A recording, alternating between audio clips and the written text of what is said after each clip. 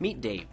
Dave works for a company whose success is dependent on its ability to offer new and exciting products to its online customers, faster than its competitors. Dave is a developer who writes code for new products, new features, security updates, and bug fixes. Unfortunately, Dave needs to wait weeks for his work to be placed into production. This delay increases the pressure of staying competitive because some competitors are able to deploy new products and features much faster. In addition, this delay makes it very challenging for Dave to manage both the code that is pending to be pushed into production and the development of the next feature that he is responsible for producing. When Dave's code is finally deployed into the production environment, occasionally unforeseen errors or problems occur.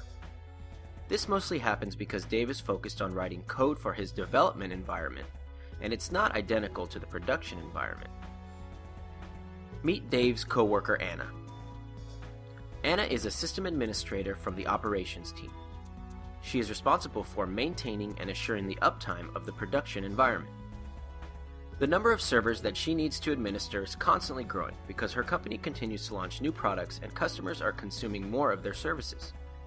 This increase of servers has caused some challenges for Anna.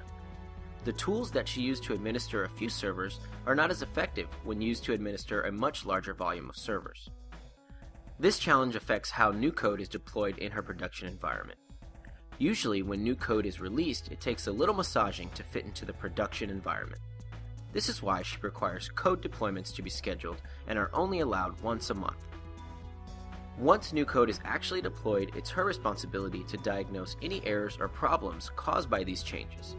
Sometimes Anna feels as though the developers have tossed their work over the wall to her and her team.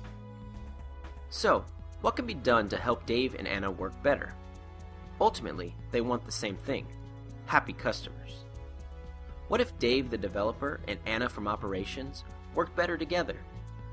Thought more alike, broke down silos, shared responsibilities. This would require them to change their mindset on how dev and ops work.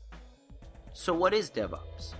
DevOps integrates developers and operations teams in order to improve collaboration and productivity by automating infrastructure, automating workflows, and by continuously measuring application performance.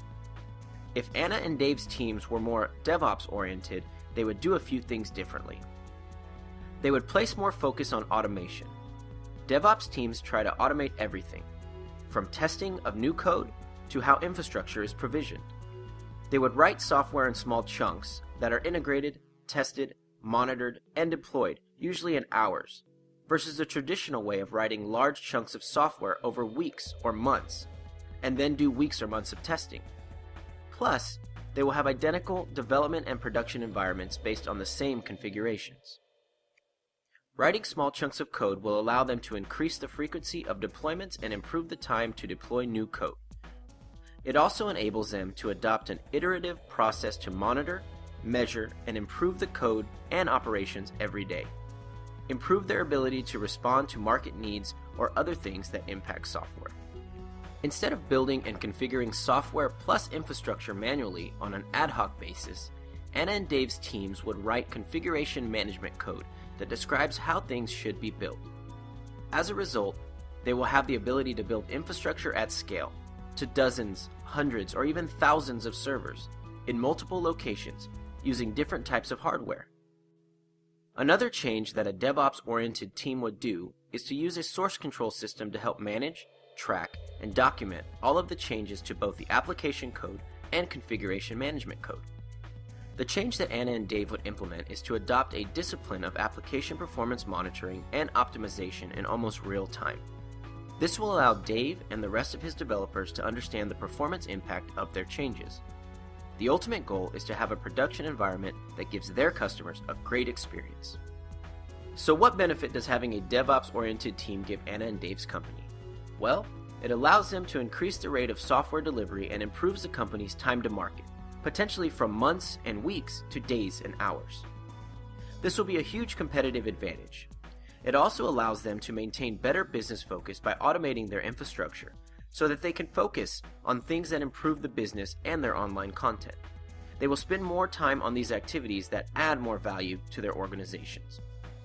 When a company is able to build and offer better products, this means they have happier customers and happier developers. How does a DevOps-oriented team actually accomplish this? Well, as mentioned before, there needs to be a change in the mindset of the two groups that need to work closer together.